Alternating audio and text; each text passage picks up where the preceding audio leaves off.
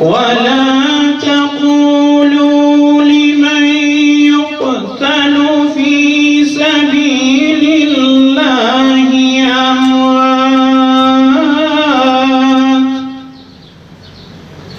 بل أحياء ولكن لا تشعرون. Bugün Siyonist terör çetesinin Müslümanların sadece onuru ve izzetini çiğnemesine, şehirleri harap, bedenleri parçalamasına, katliamlarını gizlemek için basın merkezlerini vuracak kadar gözü dönmesine kahrolmuyoruz. Bugün sadece parça parça olan bebeklerimize, evleri başlarına yıkılan, Allah'tan başka sığınağı olmayan kardeşlerimize ve bacılarımıza kahrolmuyoruz. Bugün aynı şekilde koskoca İslam aleminin yapılan bu zulmü hiçbir şey olmamış gibi seyretmesine kahroluyoruz. Artık kelimelerin, kınamaların ötesine geçmemiz gereken noktadayız. Zulmü daha ne kadar seyredeceğiz? Daha kaç parçalanmış bedene sağlayacağız? Bombaların ölüm yağdırmasına daha ne kadar ahu edeceğiz? Ateş sadece düştüğü yeri değil, yüreklerimizi de yakıyor. Mazlumun feryadı arşı titretirken İslam ülkeleri yöneticilerinin harekete geçmesi için daha kaç şehrin yakılması, kaç bedenin parçalanması gerekecek? Ey İslam beldeleri yöneticileri! Artık kendinize gelin.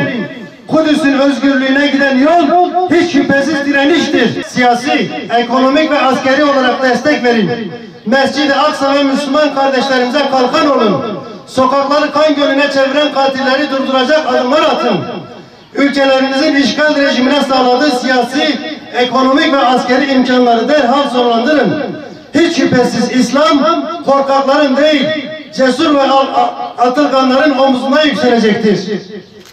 Ey Birleşmiş Milletler, ey insan hakları savunucusu olduklarını iddia eden kuruluşlar, neredesiniz?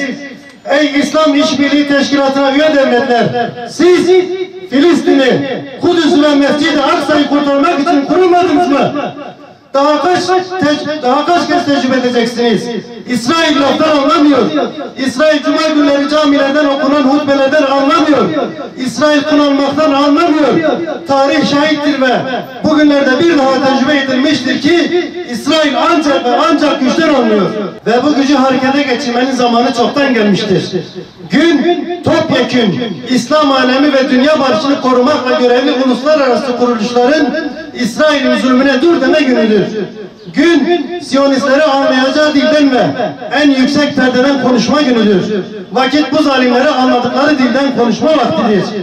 Sadece Müslümanlara değil, insana ve insanlığa da düşman olan hastalıklı bir ruh haliyle karşı karşıyayız. Tüm dünya da biliyor ki Siyonistler işgal, şiddet ve terörden beslenen yeryüzündeki huzurun ve güvenin önündeki en büyük engeldirler.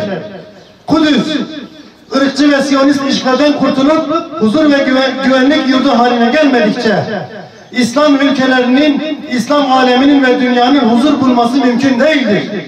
Kudüs'ün, Gazze'nin ve Filistin'in işgalci, ırkçı emperyalistlerden tamamen temizlenmesini sağlamak ve o mübarek mekanların yeniden insanların huzur ve barış yurdu olmasını temin etmek bizlerin en kutsal vazifesidir. İslam toplumunun faaliyet gösteren bütün teşkilatlarını, insanlık onurunu korumayı görev sayan tüm sivil toplum kuruluşlarını, Kudüs'ün barış yurdu olmasının temini için bir araya gelerek en güçlü tepkilerini ortaya koymaya çağırıyoruz.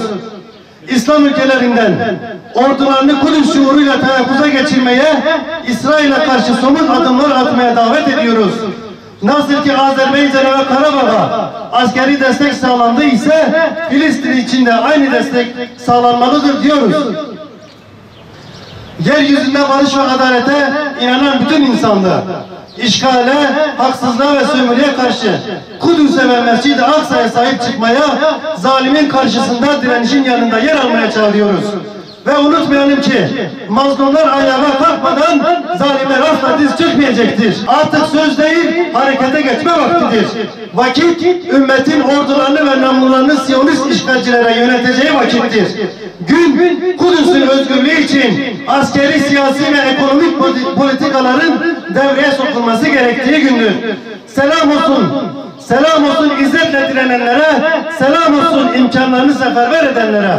Lanet olsun, lanet olsun zalimlere ve zalimlere ses etmeyen zelillere. Ve veil olsun zalimlerden korkarak gerisin geriye kaçanlara.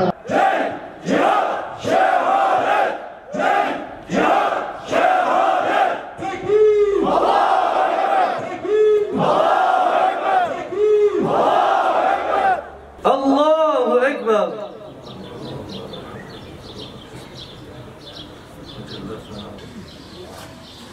Allahu Ekber. Allahu Ekber.